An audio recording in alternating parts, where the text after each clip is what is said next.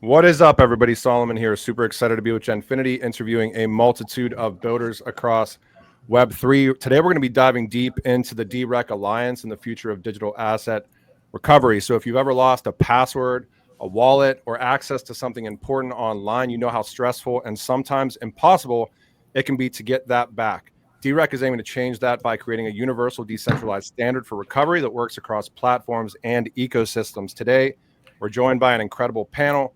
Dr. Leemon Baird, co-founder of Hedera and the visionary behind DeRec, alongside another visionary ecosystem behind DeRec, which is the Algorand ecosystem.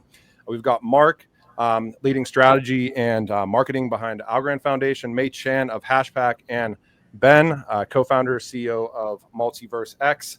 How's everybody doing today? This is going to be an awesome conversation. I'm excited for this one. Great to be here.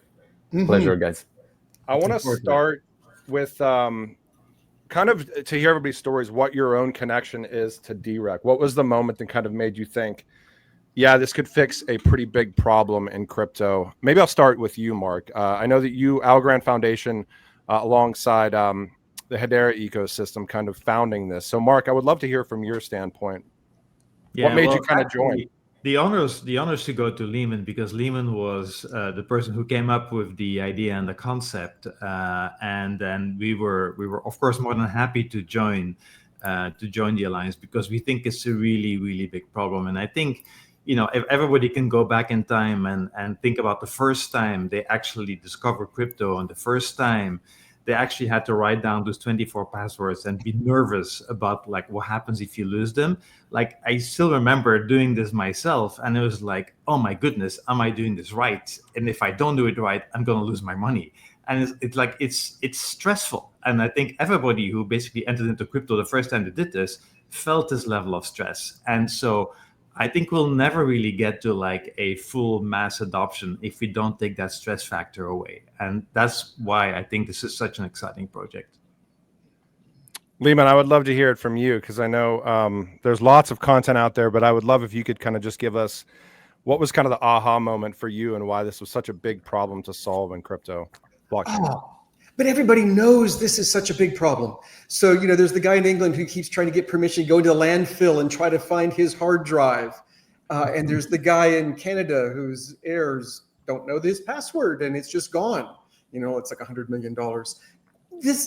The problem here is that we all are used to having a safety net, and there is no safety net now. And we're just not wired to understand that. And it's just a disaster. And so I am so grateful to Algorand and our other partners. You know, Ripple and Cardano formed the DeRec Alliance to deal with this problem, because it's just such a big problem. And I am so grateful to the other people on this call.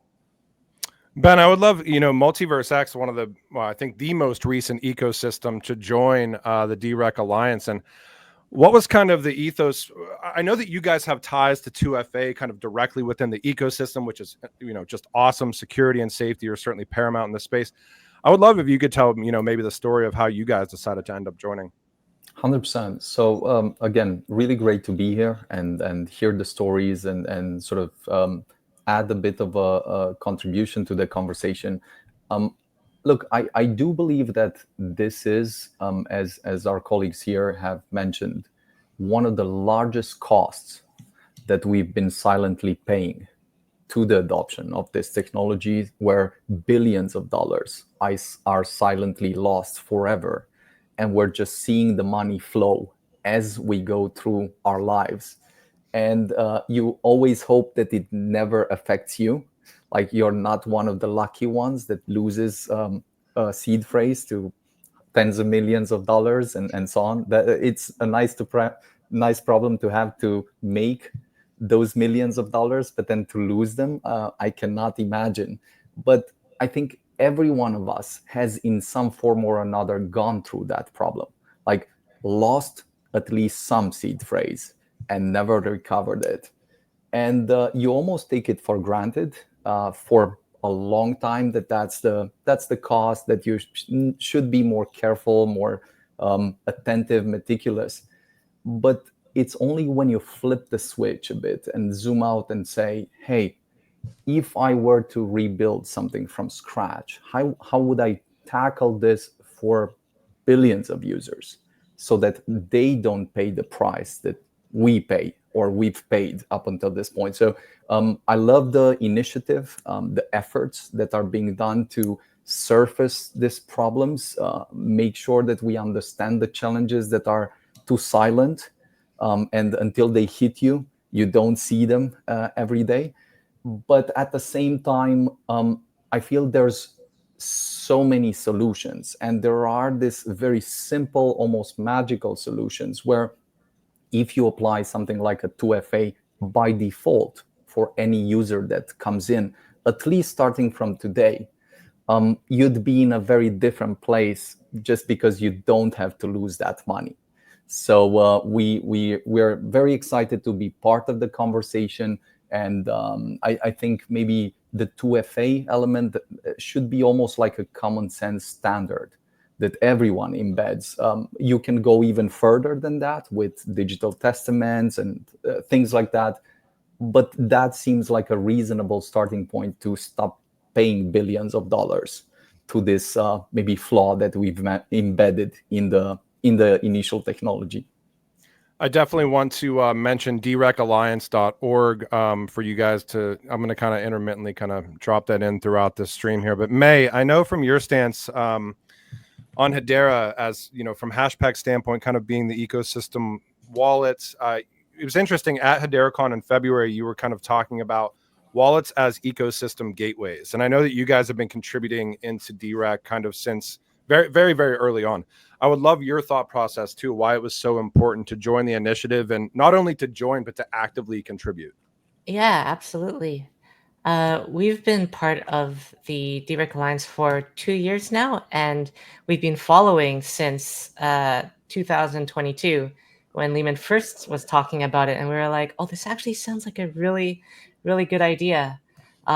Because as the other people on the panel have said today, like we're a non-custodial wallet, and we largely support just seed phrase based accounts, which means you have to manage your own secrets, your own keys, and you can't protect them if they lose it because we don't have access to your keys, right? As a non-custodial wallet, that's just like fundamental to security. So you can't compromise on that. But then how do you protect users so that they don't lose their keys when they have full control over it? And I think that DeRec is a way to keep that key and secret management decentralized and in their complete control, but it's intuitive enough that you can just explain it and people understand, and you can put in systems in, say, a wallet or in another platform that just give you reminders, that give you like simple cues that say you don't have enough shares or helpers to protect your secret, please update them, things like that. So I think it's a very intuitive and innovative system that can protect us going forward. 100%. Well, I want to, May, you kind of lead me in here nicely, and this is open to anybody. So not everybody needs to answer this because it's going to be the same answer for everybody anyways. So whoever wants to take it. If a non-technical friend, which is essentially anybody that's not in blockchain and distributed ledger technology right now is a non-technical friend, or a family member were to lose their crypto access to their crypto wallet today, how would you help them right now? And I guess the follow-up to that is, how would that story play out differently if, you know, with DeRec? So whoever wants to take that one, feel free, please. You know, I've received emails from just random people in our ecosystem saying, oh, hey, I lost my 24 words. Could you generate new ones for me? No. See, this is the whole point of our industry, is to let you own it yourself. You have your own control and your own responsibility, and you are out of luck. So if I had a family member who lost their 24 words and had never backed it up and didn't have DeRec, how would I help them? I would give them a shoulder to cry on. There is nothing else you can do. That is the extent of my help. What we need is a system where they can recover, where they can go to friends and family, or they can go to trusted institutions. They can get back the pieces and put them together themselves. So no other person can control it. You know, you could just give it to a custodian, but then you have to trust the custodian. What you really want to do is break it up into pieces to many custodians, many helpers, and then you can trust it. And so that's what I would do to help my family and friends, is I would make sure they're using something like DeRec. And it's also automatically checking that your helpers still have it every day. That's what I would do. Yeah. Oh, go ahead, please. And I think this whole idea of self-sovereignty is like so core to crypto, right? Like, not your keys, not your coins. But it is impossible for humans to keep secrets safely and secure. Like, we're not wired that way. And so, think about the keys to your house. Like, what happens if you lose your keys? Well, most people will basically give spare keys to their neighbors or their friends, so that if they're locked out, they can actually call their friends, and their friends can kind of help them out. So the same thing needs to happen here, is you basically give your keys or portions of your keys to your friends, and then the system automatically reconstitutes it for you. And that's the way there needs to be a backup solution like that is completely intuitive. That's actually almost pretty much invisible to the user, because that's the only security mechanism that is sustainable and that will work while keeping with the overall promise of self-sovereignty. And I think maybe just to take the two contrasting views here, I think this is the paradox that brings us at the bridge between the worlds. The crypto world, which is usually hardcore people, like brilliant people on the edge that love this type of technologies, and the average person that could not be more far from everything that we're discussing. And so the question is, indeed, what's the path that can be the path of least resistance, where you almost not only grant the highest level of security, but then also make it so default and invisible that it just works as you would use it everywhere else. And I loved what both Leemon and Marc were saying, because it's sort of what we've been building with Exportal, which is just, we've taken this idea of the on-chain 2FA, where it's totally decentralized. You have a simple on-chain service. You have 2 out of 3 or 3 out of 5, however you want to set it up. But once you have something like that, you can embed it in any type of application, because the client enables you to go in something like a super app or wallet like Exportal, and then you activate your Guardian. Then once you activate your Guardian service, by default, you can never lose that again. And the cool part is you can even invite the scammers to attack you, because no one, if they get your seed, can steal your money anymore. And I think that's almost a kind of 99 percentile solution to the biggest problem. Of course, you'll have always other problems as you scale upwards, but I believe that's maybe super simple and then still matches the highest level grade of security that you'd want to begin the conversation, and ideally not be in the situation where you offer the shoulder to cry on, which is almost inevitable, if you ask me. I want to ask May briefly. I'll move over to you real quick, kind of in the same vein, man. Congrats. I know you guys are, from like the, I won't even use the word wallet. I'll just use gateway. From the gateway standpoint, I mean, you guys are kind of at this position where you are almost like acting as infrastructure within the ecosystem as well. So congrats today. I know you guys are the first live integration of Blockade. That was a Hashgraph initiative that just went live. Again, we're talking about security and kind of spam prevention and everything else. But May, I guess from your stance, like maybe just briefly, how important is it for Hashpack to get, I guess, weigh the difference between user experience and safety, like always trying to make sure that there's kind of that balance, but just broadly, like on your guys' thoughts on that. Yeah, well, there's actually a lot of alternatives today to having to write down your seed phrase and protect that. You can use a custodial solution, like Leemon said. We, in our wallet, as the kind of top level default one, we have an email-based login system, which is offered through Magic Link, and that uses email as a sort of 2FA kind of thing. And it gives us a little bit more leeway into helping people, and people understand email-based login better than writing down a seed phrase. So there are things that you can do that make it more intuitive for users, that give them less chance to mess up, less lose their stuff. But these systems, custodial systems, Magic Link, like they get there, but maybe like 90% of the way, they don't quite hit self-sovereignty. And so you still have that trust that you have to have, or you have to trust that they stay in business.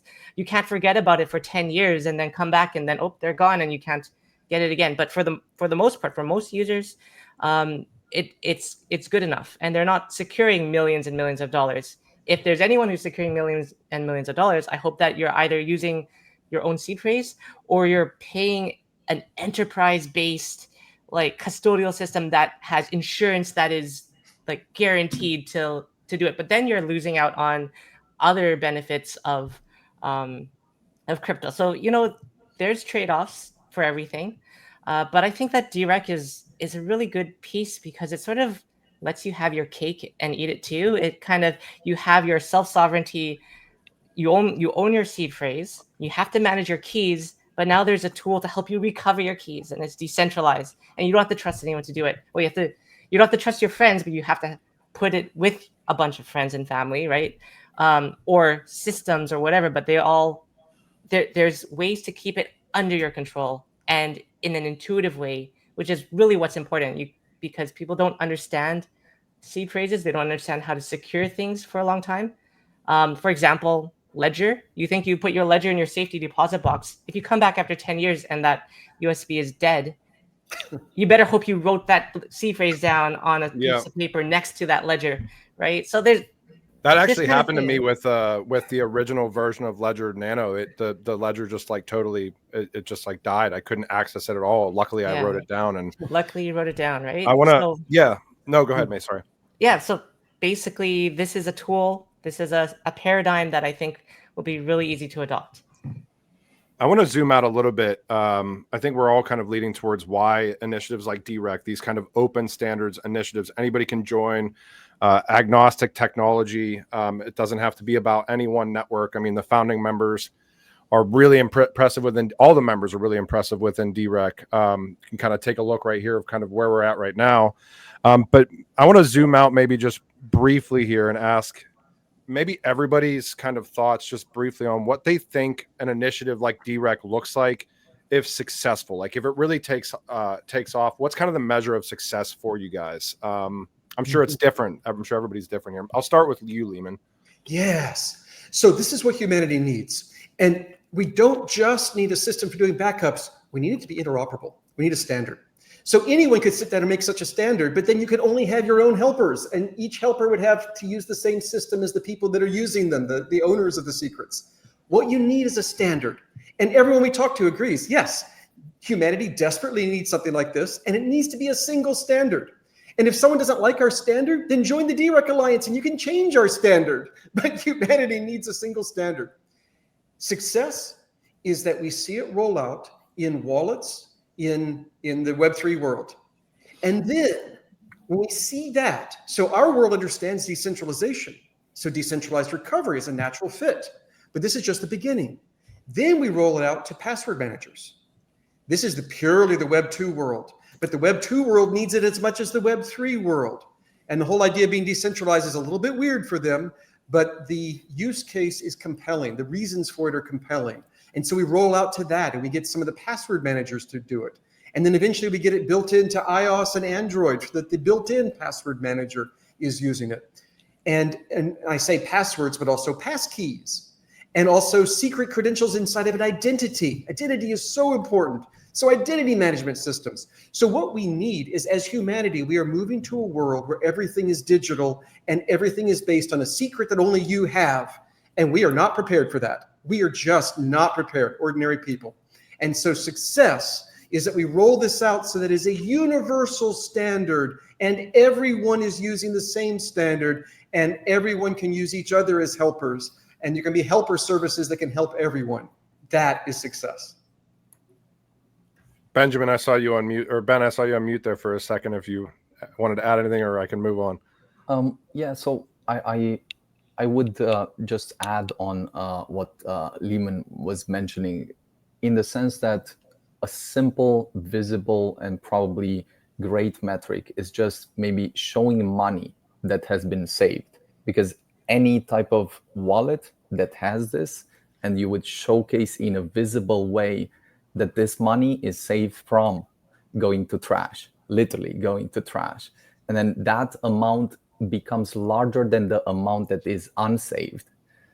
As it scales and grows, I believe that would be super obvious for people how large of an impact it is, how critical and vital it is. And just to add on the specifics, I do agree that in some sense, embedding this and making it universal is the only way. And then thinking how much it adds and how much it is in some sense not about decentralization, but actually the benefits that decentralization bring, that actually the entire world really wants at scale, which is censorship resistance. So the fact that you have something and it's recoverable is one property. You want for everything you have that's digital to have that property, and then scale it. But then to have the element of censorship resistance, I believe will become so vital and crucial during the coming weeks, months, and so on, especially with the increasing powers of AIs, agents, fake realities, and so on, that these two properties you'll want to think about regardless of whether you're in crypto or just your normal life. It seems so common sense and so vital that it's almost everything else should be after you solve this. Once this is solved and embedded, and as Leemon mentioned, interoperability should be, again, so common sense that why would you not use something like that if it adds this value and immediately saves you the pain of actually going through that. And if that doesn't convince you, I mean, it's fine to lose some money first and then learn the lesson and come back. Because I think it has happened to us. Most of these lessons come after you hit your head against the wall a few times, and then you learn the hard lesson, and then you want to solve something. I kind of want to also, I totally agree. And I want to kind of reinforce the standards point as well. Like, it is so critical. And so we in crypto are like not very good at this. Like, you know, like Leemon could have created the Hedera backup solution, and Algorand could have created an Algorand backup solution. And that's what typically happens in this industry. Like, we all create the standards for our own chain. But then the collaboration across chains is where things typically tend to fall apart. And so I think it's so critical that we move to kind of across crypto, and as Leemon says, even beyond crypto, standards-based approach where we all kind of work together on solving the big problems that holds our industry back. And so it needs to be a non-partisan tech. You know, it needs to be based on off-the-shelf crypto. It needs to be standardized across all chains. And so this is absolutely critical for the success of crypto as a whole, I think, specifically in this particular case where this pain point is so important to solve. I think we're at kind of this point right now, too. It's been interesting over the past year and a half or so. We are starting to kind of see some of these, I guess I would say, industry standards that kind of blend between different, ecosystems, which is always, kind of interesting. And it shows a sign of maturity, as Marc mentions, like all of the kind of internal infrastructure stuff. It's nice to see initiatives like DeRec and kind of the crossing over between different networks like the Hedera ecosystem and Algorand and Multiverse X. Like, that stuff normally comes, at least from an outsider looking in, myself saying this, it's kind of like a sign of maturity in this space. You don't see that happening with networks that are 6 months or a year old. You see it happening with networks that are years old that already have that infrastructure in place. I want to ask Leemon, or anybody here, but I'll maybe start with Leemon, because I think we're all leading in towards, as I mentioned to May, kind of this blend of security and user experience. Should people even know that they're using DeRec when they're using it, or should it just quietly protect them in the background? Yes, the answer is both. But, Benjamin mentioned it needs to be invisible. Marc mentioned it needs to be invisible. May mentioned, custodians aren't ideal, but they're a 90% solution. We need to be moving in this direction and setting it up for people. Look, the average person doesn't want to deal with complexity, doesn't want to understand these things. You need to set it up. And we have people setting up right now for banks and for credit unions, two different organizations, where when you set up your account with the bank or the credit union, you get a crypto wallet, and it automatically picks two other banks or two other credit unions, and the three of them together are your helpers invisibly Automatically, you don't have to know about it. You don't have to think about it. You just get that level of protection. And then if you are an expert, you could add more helpers. You can remove those helpers. Maybe you don't trust those helpers. Fine, go get some more of your own. You have total control. You have the self-sovereignty. It's your keys, your crypto, but it's invisible for the person who doesn't know any better. And we have got to set up these invisible safety nets for people.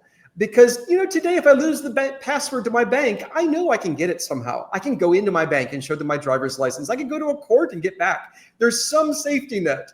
And people just assume everything in life has a safety net. And so we have got to make it invisible. And then for the experts, better than that. You can actually do it manually. But it has to start invisible. Yeah, and I think it has to be invisible, but there has to be some sort of a mark or some sort of a sign, like call it like the Intel Insight sign that says basically, if you see this sign, it means you're safe. Yeah. It means Verified.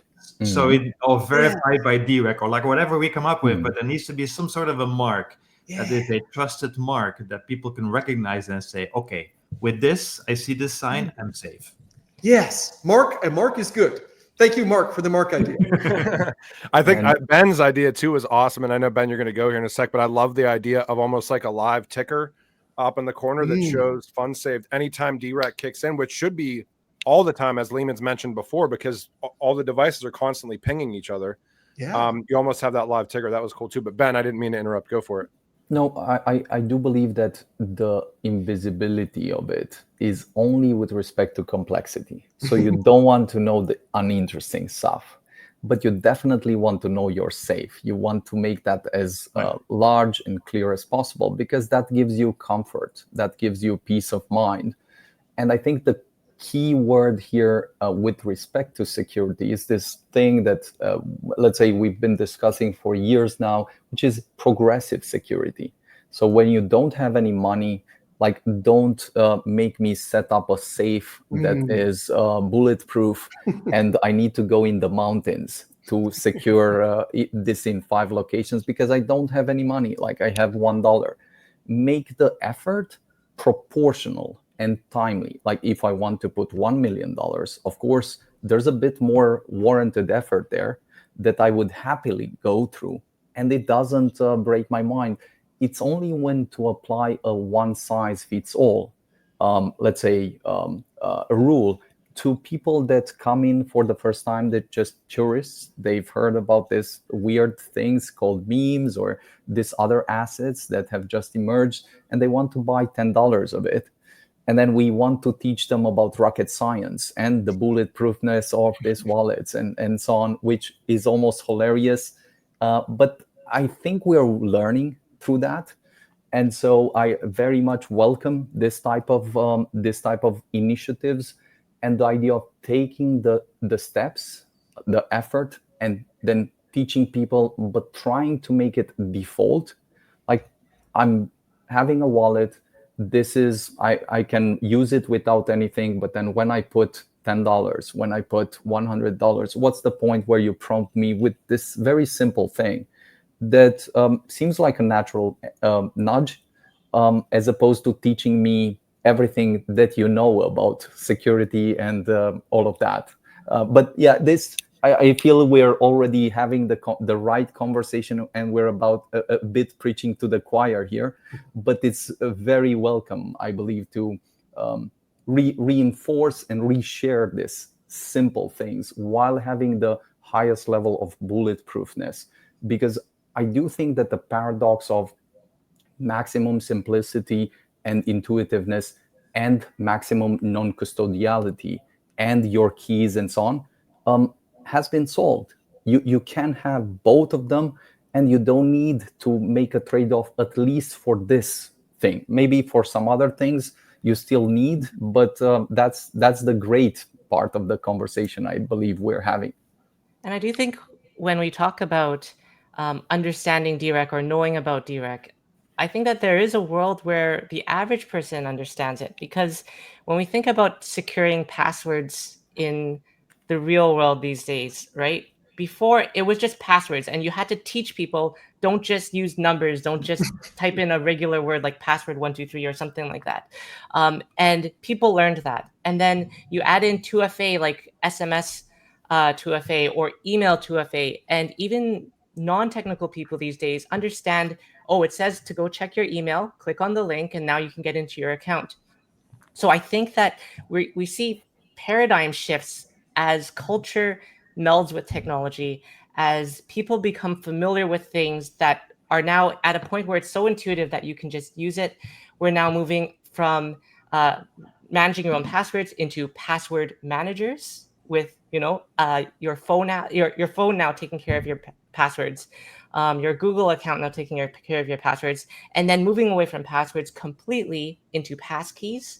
And then I think DeRec fits right into that. And it's a very intuitive thing that we can set up here for people just be like, oh, I'm going to select these people. They're going to be my helpers. And then it sets up and the helpers understand what they're doing. And it just like sort of smoothly becomes part of the public consciousness. I think we can get there. Man, I love what you're saying. So even passwords become invisible. As the world moves to passkeys, your phone just connects to the website and creates an account, and somehow magically it always knows you when you get there. And it's all invisible until you lose your passkey or you lose your phone. And for that, it should set up DeRec invisibly behind the scenes. And then it's simpler than what we have today. You don't have to think about passwords even. You don't even have to think about password managers. It's just all invisible. I love that. And if you're playing a game and they're doing tokenization of assets inside the game, even the fact that you have tokens can be invisible. All you know is you played this game and you got some stuff. It's only when you lose your computer that you realize, I need to ask them, how do I get it back? And they say, surprise, you had tokens and we were doing DeRec for you. So you're set. I think it's an interesting idea too, to Ben's stance, where you talk about kind of this meeting the user where they're at for the level of engagement that the user needs, where, maybe at $1, it's a user, like, at least from my stance, and you guys are the ones that are the geniuses building it, but let the user kind of do what they want, but give them maybe suggestions where it's like, okay, we suggest 2 helpers, or maybe the baseline's 2 helpers for X amount of funds. But if you get up to like $1 million, it's like, hey, we suggest that maybe you have this institution that is also onboarded in a DeRec, maybe look into some having somebody else look at your funds, things like that, and having kind of this hierarchy. It's interesting. I want to move us towards kind of building the solution. And you guys are all coming at this, at the Decentralized Recovery Alliance from different angles, different networks, different protocols, wallets, infrastructure, all that. I'll start with Marc here. Algorand has done a really good job at kind of removing barriers to adoption, meeting people where they're at, making crypto seems, actually simple, because it should be simple, and it's just working. How does DeRec fit into the vision that Algorand has for simplicity while maintaining, necessary things like security, everything else? Yeah, I think it's actually quite important for us. And so just 2 weeks ago, we released an updated roadmap. And one of the core tenets of this roadmap is to go and attack friction and complexity wherever we find it, for developers, for businesses, and also for users. And so that's one of the core focus areas for us. And so if you think about it from a user perspective, one of the things that we're building kind of a completely new type of wallet, a wallet that's completely built from the ground up to attract non-techie users. And so we're fundamentally rethinking what a wallet should look like that makes a blockchain completely disappear.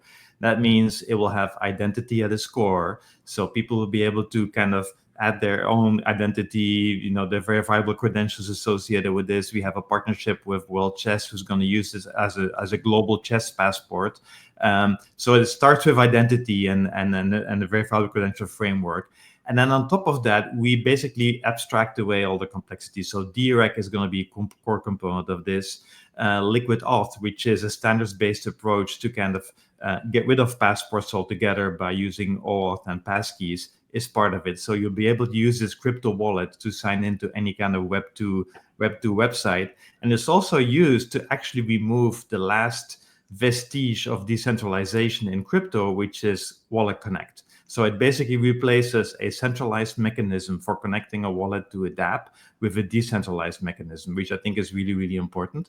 And then it goes after all of the other like friction points, like for instance, fee abstraction. Like, how is it if I send $10 to a friend of mine, I got to go buy algos or like the native currency of a blockchain?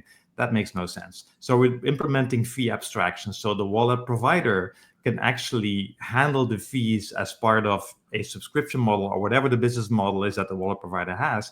So it removes that friction points. So we basically looked at all the possible friction points that exist in the way people regular users interface with a blockchain, and we're attacking all of them. And of course, DeRec is a core component of this new wallet.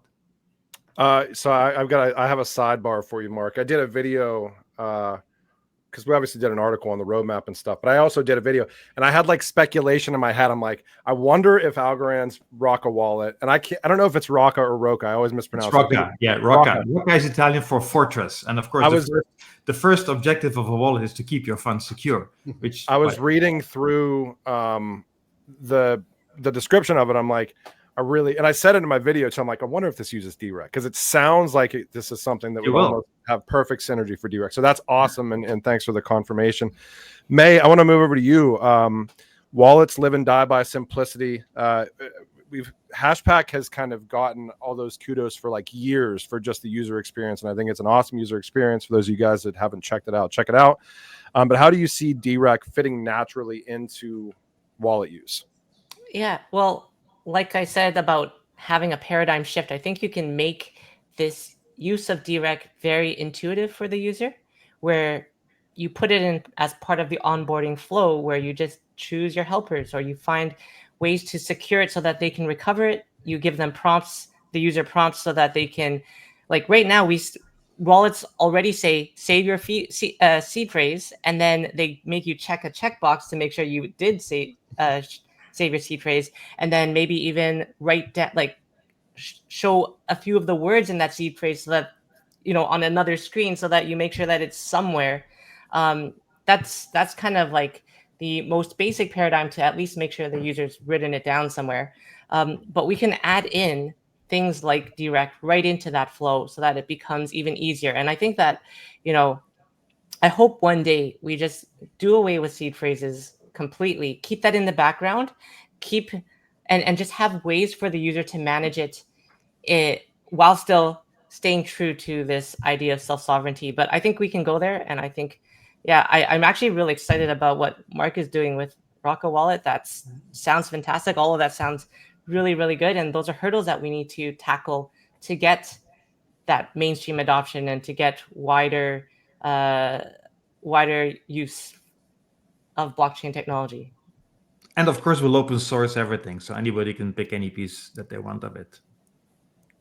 Ben, I'm going to ask you a similar question to before, but I mean, I'd love if you could expand and tell us a little bit more just kind of about the ethos, because I think this is the first time, I know it's the first time I've had the opportunity to interview you guys, but from the DeRec standpoint as well, being the kind of the new member, we talked about on-chain 2FA, just, fitting naturally into that ethos and just like the expansion of user experience, security, things like that. Anything else that you can kind of think of that kind of ties in DeRec, where you see this going, where you see the relationship going, and just where you felt that synergy? I would love if you could, tell us some more. 100%. And again, really great to be here and have this conversation.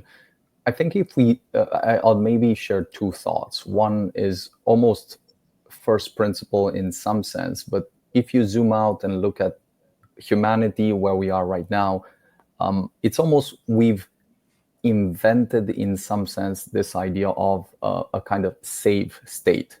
You're in a document, you're in some situation, and you have the Control S.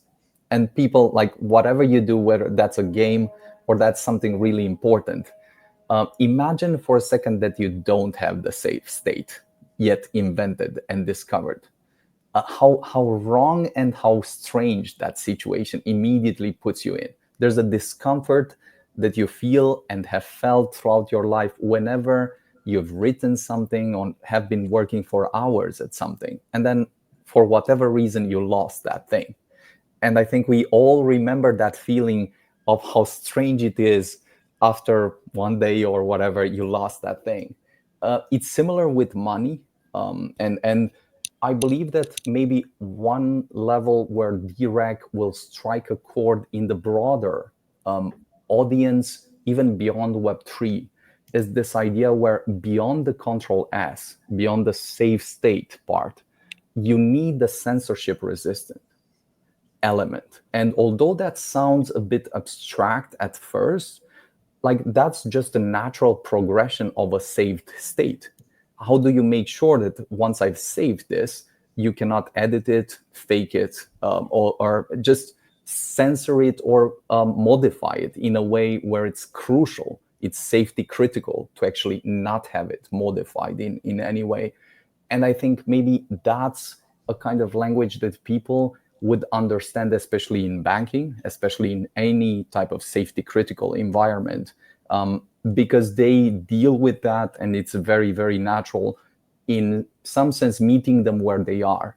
And then to the extent that you abstract it and tie it to something, which brings me to the second point, tie it to something like maybe digital testament for the future or value time capsule that you would send yourself or to your kids. And just as a bottle that you set on the water, where you put in some messages and then hope that someone receives it at some point and so on. And that makes of a interesting, imaginative journey. I feel that the moment where you tie it to something and you show it to people, and that you can leave something for your kids, and then no one can destroy this, no one can steal your seed phrase, no one can just take it away, and they'll be able to have it maybe in 20 years from now.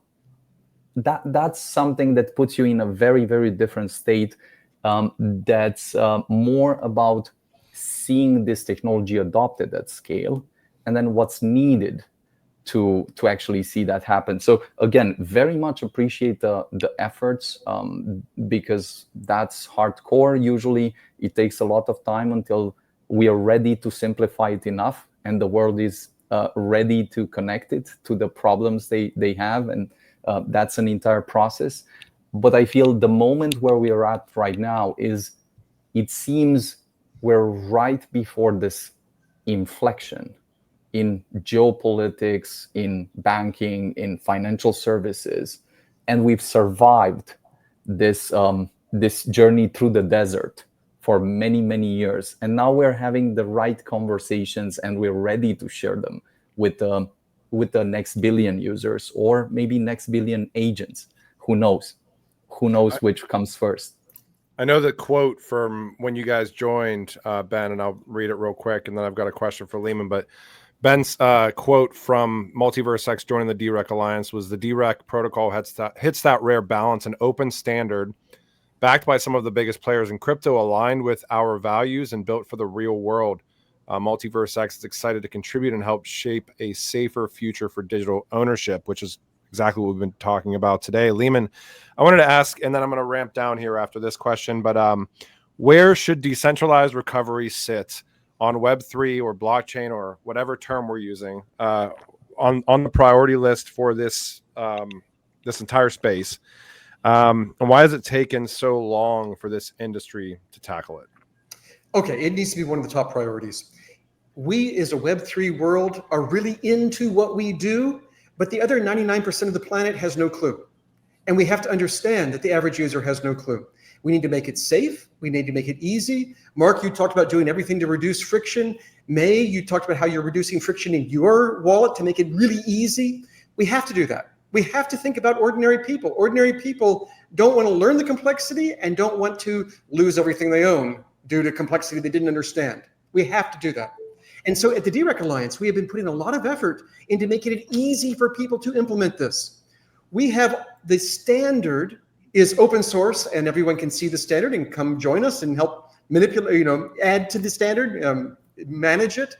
In addition, we've created open source software libraries to make it easy for you to do this and be interoperable. And so all of the protocol is sending messages back and forth. We have the libraries that will create and interpret and handle those messages and do all the cryptography stuff. And so you can just use that library. And if you simply use that library, you are guaranteed to be interoperable. And you said, why haven't we done it before? Well, everybody's done it. Everyone has their own solution for backups. The problem is they're not interoperable. And the problem is we didn't have this trusted third-party organization that's not just one blockchain, it's not just one person, it is this collaboration across the industry until now. And that's what the DeRec Alliance is. And there is no competing DeRec Alliance, because anyone with any sense would say, I don't want to compete, I want to come make the standard better. The world doesn't need two standards, it needs one standard that's better. And so we've ended up with this standard becoming very good. It is post-quantum. Quantum computers can't break it. It pings the person you're talking to every day, your helpers every day, to see if they still have your secret. It is designed to do key ratcheting and all sorts of cool things for security. It is designed across the board to be easy. And now we have the ability to have this library, and it automatically creates wrappers in dozens of languages. And we are doing everything we can to make it easy for people to implement and to talk to each other. And so I think this should be one of the very top priorities in the Web3 world, because if we want the other 99% of humanity to use Web3 stuff, we have to fix this problem. I think that pretty much nails it. And I'll go kind of with what May said earlier too, which is it really has to kind of be easy, and it's open to anybody to kind of join DeRecAlliance.org, as I've mentioned. And I kind of want to, let me ramp down here and do kind of round robin. Leemon, I think one of the questions on everybody's head, and I think Marc kind of alluded to it too, with DeRec potentially being integrated into Rocco. When do we expect to see DeRec in use, like live application use? I'm sure everybody would love to kind of hear what your broad thoughts, Leemon, I guess. Generally in the near future. So I think we'll see it this year. We have made it easy for wallets to use it. And I think wallets will roll it out. Probably they will roll it out as an experimental feature for only the experts first, just to make sure that it's working well. And then we'll open it up to everybody, and then we'll make it automatic and invisible. I know it's already built into the bank software and the credit union software, and it just does its thing invisibly, which is good. And so I think that we're going to see a careful rollout. Everybody wants to be careful, especially with things dealing with money, but we're going to see a careful rollout of this. We will see that happening this year. Maybe this year, maybe next year, we'll start seeing people do helper as a service. You can have a whole business where you are a professional helper. Why not? So I think we'll see all of that. Awesome. And I want to do round robin here. So you can either take it whatever direction you want, but forward-looking statements, what you guys are excited about for the future, DeRec, industry-wide, however you want to kind of go. And you know, I think Leemon alluded to it earlier as well. Different industries that initiatives like DeRec can show up, not just crypto, but passwords and all sorts of things, identity. It's going to be really interesting to watch. But what are you guys all excited about for the future, for DeRec or the industry as a whole? Let me start with Ben, since we've never had Ben on before. What are you excited about for the future? And thanks for joining us again today, Ben. 100%. I think I'm maximally excited about adoption and distribution. And then I believe that we're now removing some of the most important bottlenecks that we've had. And some of them were almost invisible, like the idea of regulation that doesn't choke you to death, but actually enables you to build something, like the idea of a market structure. And I feel if we take that, security is also a choke point. One of the largest choke points that's, again, invisible. So removing those makes one point clear. The people that want to come in will survive in larger numbers to reach the point that we want them to reach. And then at the same time, making things simpler, more useful, more sexy, will just enable even more people to join and play and so on. So I think extending this, just applying it to AI, agents and agentic systems and so on, will just scale the value of it, because that's even more money that's being lost or will be lost unless it's saved in a certain way. So quite excited to see this actually play out, to discuss this from a standpoint where this is not an idea for the next 10 years. It's here. It can be used in different forms by the different ecosystems. And I think it's upward from here in terms of adoption, and hopefully less pain for the users that are about to come in. We've done this with Multiverse X, but love to see this with DeRec and all the participants that are implementing that.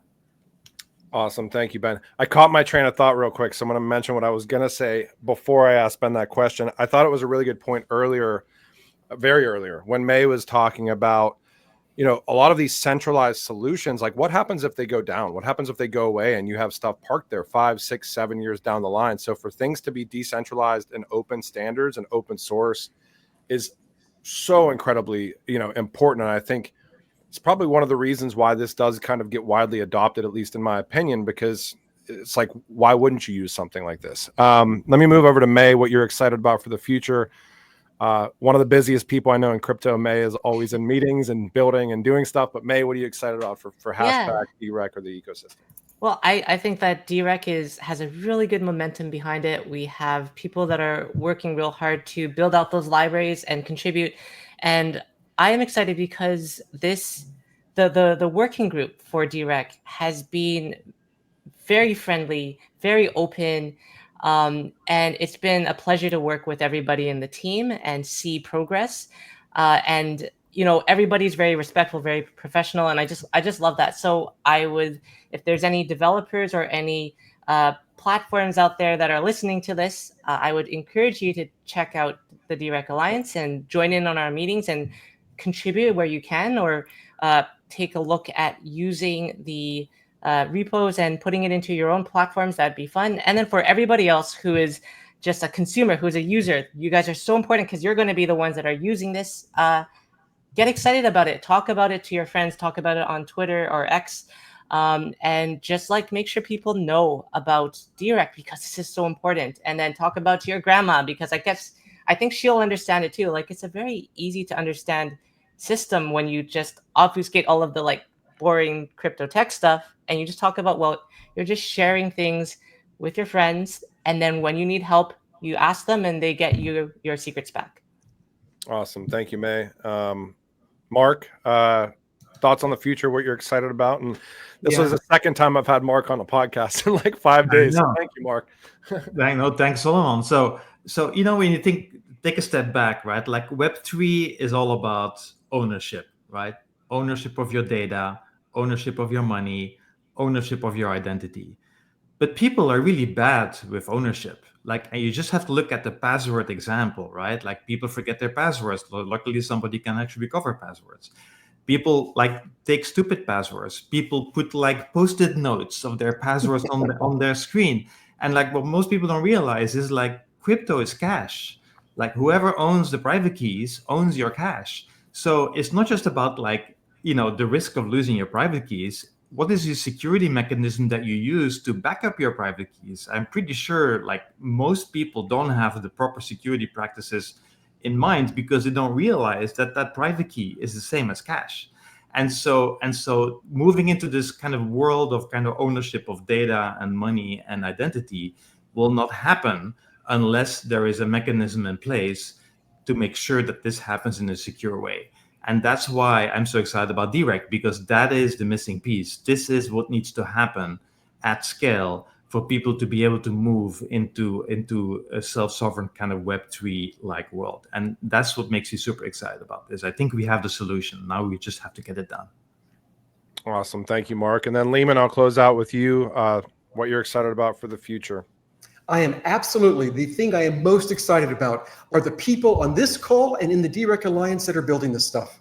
May, I love what you are doing with your building wallets where you are focused on making this easy for users. And Marc, I loved how you talked about how you're building wallets and you're trying to reduce friction. And Benjamin, you've laid out several different parts of the path to the future and the things we need to keep in mind as we're building it. I love what you're building. And these three people are indicative of what other people in the Alliance are doing right now. This is by far the thing that I am most excited about, is just the wonderful way the people in this alliance are working together and just individually building the future. And it is a privilege to be along with all these people. And I think that we together are going to solve a real problem that humanity has. Thank you. Awesome. I wanted to mention for you guys can go to genfinity.io and check out. We have multiple articles on DeRec. I'm not even going to count. There's just, you can see all of them here. Multiverse X, there's some broader articles, Hedera and Cardano, all that stuff. But mainly, if you're interested in joining the Alliance, go to DeRecAlliance.org. You can get all the information that you would ever be interested in to join. Super simple to join. It's the top link right up, literally whenever the website loads. And yeah, I want to definitely thank this panel today. And let's not make this the last one that we do. It's always awesome to do the Decentralized Recovery Alliance podcasts. And Marc, thank you so much from the Algorand Foundation. Ben from Multiverse X, May from Hashpack, and Dr. Leemon Baird. Hang out with me for a second, guys, as I end this recording and make sure that I have yours as well. Thanks, Solomon. It has been great. Thank you. Thanks. Pleasure.